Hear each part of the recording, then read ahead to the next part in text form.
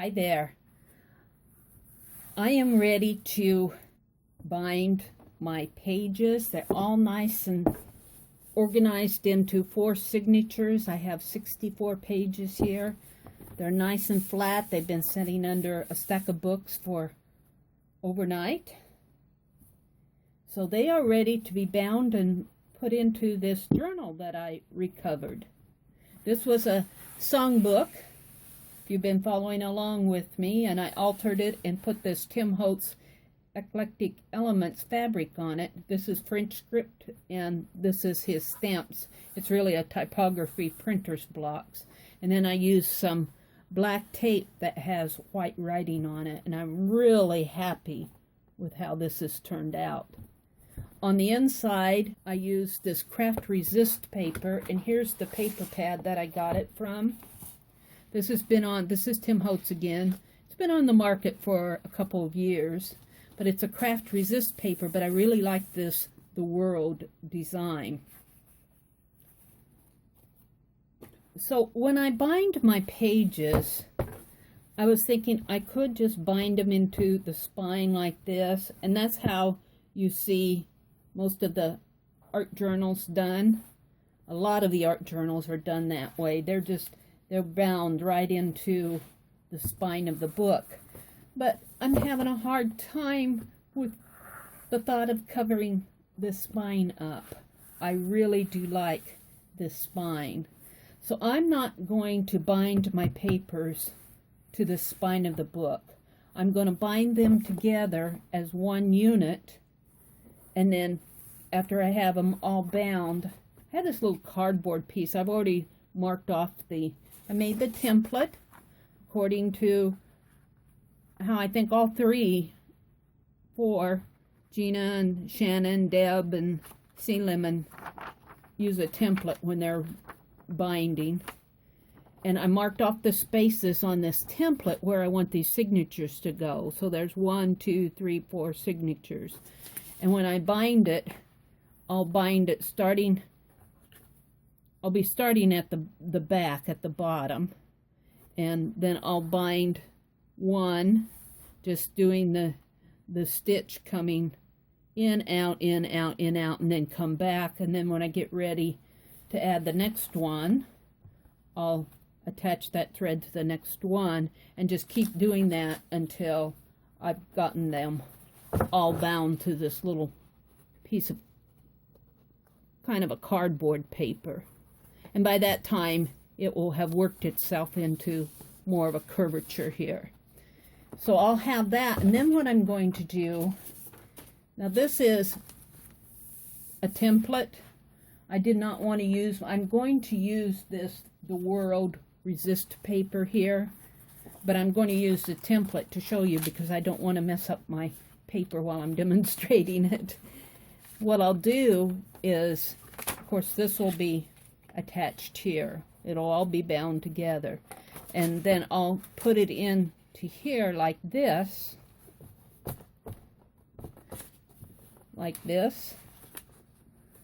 and this will be the map paper coming here.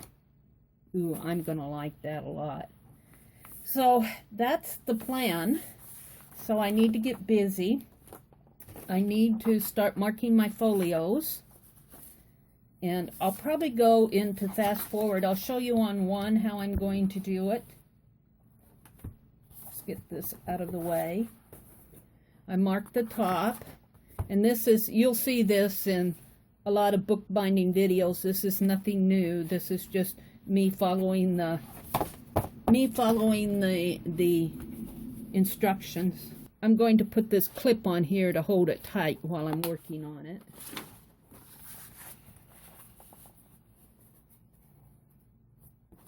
You put your paper in the center. You mark the top. This is the top, so it'll close up like that. Now I'm just going to hold on to the paper. You take your pokey tool. It's not an awl, but it's a scrapbooking one that I need to get an awl to work with. And then you just poke your awl through. I should probably put another clamp on over here. hold it nice and tight. And then you just poke your awl through the holes there just to have a place for your needle to go through.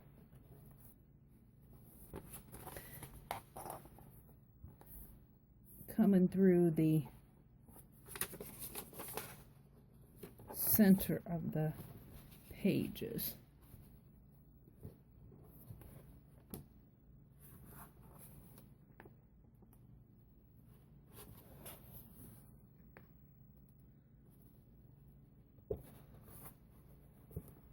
Like that. And like that.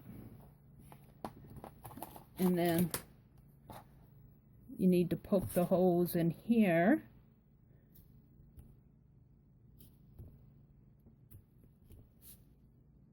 And I'll poke one line of them, and then I'll probably edit out the rest of me poking the holes in here because this gets kind of boring. Okay, I have all the little punches in the spine. So when I get ready to attach my signature, like this, let's get this off here.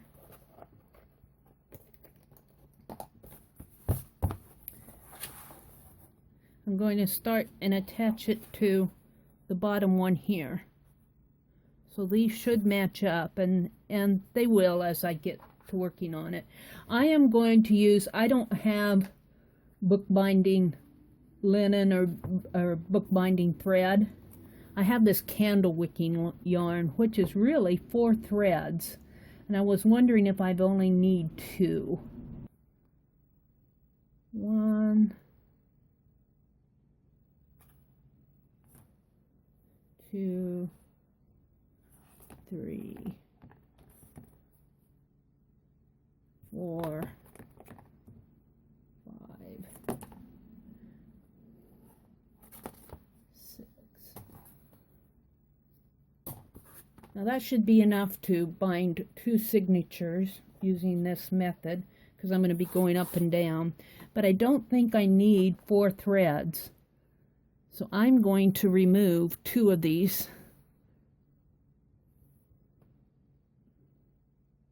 threads, and then that way I already have my thread cut for the last 2 signatures.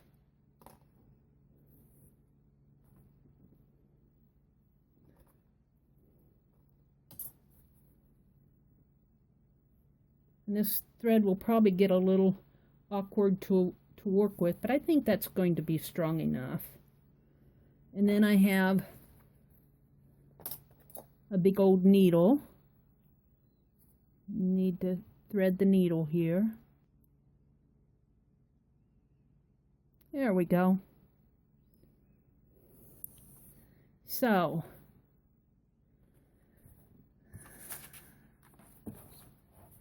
I want to start here. And I think I'll start from the outside of this. First one, I'm starting from the back.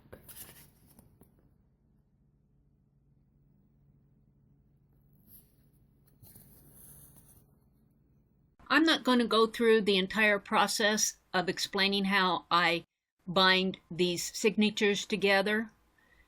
You can see that in numerous videos out there. I would go review Shannon's and Gina's and Deb's at Artzology. Basically, I'm just doing an in and out stitch. I go up and then I turn around and come back down. I do not have wax thread there, so I deal a little bit with the tangles, but I get through it. I want to show you, I've attached the first signature to this little strip of cardboard that I'm using as a back. And when I got to the end here, rather than go clear through to the inside here, so I'm just doing an in-out stitch. You know, I just went up and then I turned around and come back, and I'm ready to attach my second signature. And instead of going clear through to the inner signature here, I just went through the cardboard, and now I'm ready to attach my next signature, which will go in here like this. And I need to poke the holes in this one. Okay, I bound all my pages, and I've got just a little curvature right here on this one where I tied it off. I pulled it, but that's not going to matter because I'm going to be covering that anyway. On the top here, I did take some 1/4 inch score tape and put on the underneath so this cardboard piece will attach to the paper. And I'm going to do the same thing on the back. I have a piece of score tape, double-sided score tape here, and I'm just going to pull off the backing. Just like this. And I'm going to get this nice and straight. Hold it as straight as possible, and then I'm just going to tape this down just to help hold it. It does not have to be perfect. It just enough to help hold that backing to the paper. What I have here is that piece of the World Tim Holtz Craft Resist paper. I scored it at 3 inches and at 9 inches, and then I did a gatefold. I did not score it in the center. Then I put some 1/4 inch score tape around each flap, and I'm going to tape it down so I'll have a double thickness. So I'm going to do that. Okay, I'm removing the backing off of the score tape on those flaps. Make a nice double-sided spine cover there. I'm using 2.5 inch score tape. And this will be, I'm adding an extra 1/2 inch of score tape to cover the spine. That'll be attached to the front. And then on the back I put, whoops, I got it on crooked. Had to reattach another piece.